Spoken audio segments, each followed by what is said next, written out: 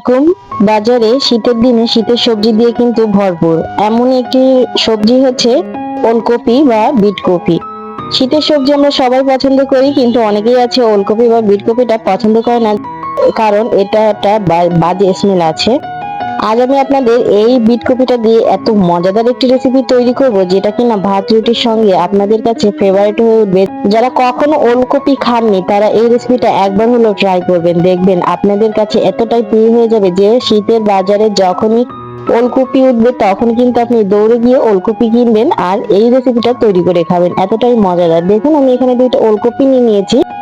আর এখন যেটা করব, ওলকপিটাকে আমি 4 টুকরা করে কেটে নিচ্ছি।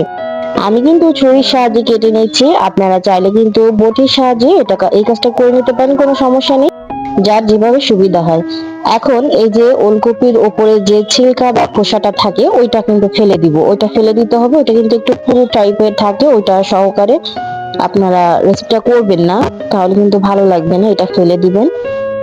সেম প্রসেসে কিন্তু আমি পুরোটা খোসাই এখানে ফেলে দিব। দুইটা বিটকপির সঙ্গে কিন্তু আমি এখানে একটা টমেটো নিয়েছিলাম। পর্যায়ে যারা যারা আমার ভিডিওটি অন করেছেন তারা অবশ্যই একটি লাইক করে দিবেন। আপনারা অনেকেই আছেন লাইক করতে ভুলে যান। আপনাদের একটি লাইকের মাধ্যমে কিন্তু আমার ভিডিওটি অনেকের কাছে পৌঁছাবে এবং অনেকেই কিন্তু আমার এই রেসিপিটা দেখে শিখে নিতে পারবে। এখন দেখুন টমেটোটাও কিন্তু আমি 4 টুকরো করে কেটে নিয়েছি। এখন চলে যাব চুলাতে। এখন যেটা করতে হবে, এই বিট কপি এবং টমেটোটাকে সেদ্ধ করে নিতে হবে। এর জন্য আমি সামান্য কিছুটা পানি দিয়ে এটাকে সেদ্ধ বসিয়ে দিয়েছি। দেখুন কিছুক্ষণ পরে কিন্তু সেদ্ধ হয়ে গেছে। আর এখন এটাকে একটা পেস্ট করে নিতে হবে। এটাকে শিলপাটাতেও পেস্ট করে নিলেও হবে, ব্লেন্ডারের জারে করে নিলেও হবে। আজ কিন্তু আমি ব্লেন্ডারের জারেই পেস্টটা করে নিচ্ছি, আপনারা চাইলে শিলপাটাতেও করে নিতে পারেন। পেস্টটা করে আমি সরাসরি চুলায় চলে যাব। দেখুন চুলায় একটা প্যান বসিয়ে দিয়েছি, দিয়ে দেবো সরিষার তেল। এই রান্নাটা অবশ্যই সরিষার তেলে করবেন, সাদা তেলে করলে টেস্টটা অত বেশি ভালো আসবে না। তেলটা একটু গরম হয়ে গেলে দিয়ে দেবো গোটা 1 চামচ জিরা আর একটা দারুচিনি। যেহেতু ওলকপিতে একটা বাজে স্মেল আসে, অবশ্যই এই দুইটা আপনারা দিবেন। এই দুইটা দিলে কিন্তু কোনো রকম কোনো ব্যাড স্মেলই থাকবে না, সুন্দর একটা ফ্লেভার বের হবে।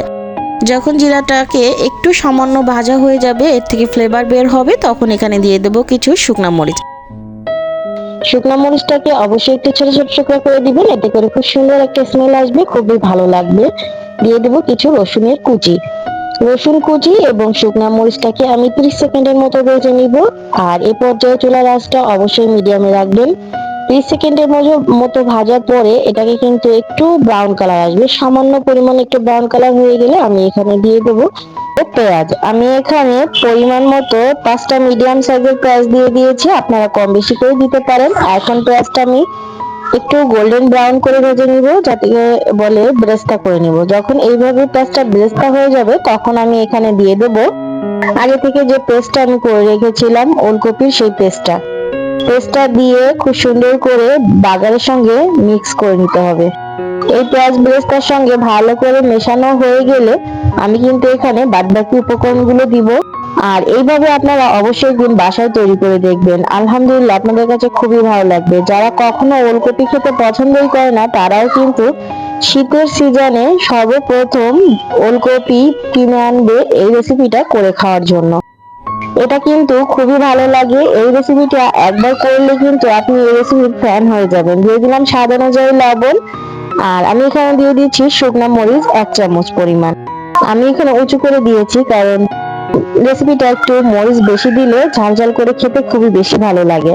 আপনারা চাইলে কিন্তু এখানে কাঁচা মরিচটা ব্যবহার করতে পারেন। যখন এই ওলকপিটা ব্লেন্ডারে পেস্ট করে নিয়েছিলাম তখন কিন্তু কিছু কাঁচা মরিচ দিয়ে দিলেই হবে, তাতে করে আপনারা শুকনো মরিচটা স্কিপ করতে পারেন, কিন্তু শুকনো মরিচ দিলে বেশি ভালো লাগে। দেখুন ভাজতে ভাজতে যখন এইভাবে পানিটা শুকিয়ে যাবে তখন আমি এখানে দিয়ে দেবো কিছু ধনিয়া পাতা।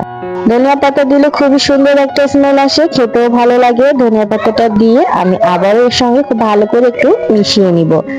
ধনিয়া পাতা দেওয়া হয়ে গেলে কিন্তু খুব বেশি সময় আর রান্না করার প্রয়োজন নেই। এটাকে জাস্ট 2 মিনিটের মতো লো হিটে আমি এটাকে নেড়ে চেড়ে তুলে নিব। দেখুন কতটা সুন্দর লাগছে। আর এ পর্যায়ে কিন্তু আমার এটা প্রায় কমপ্লিট হয়ে গেছে। এখন দেখুন প্রায় 2 মিনিট পরে দেখতে আলহামদুলিল্লাহ কতটা লোভনীয় হয়েছে।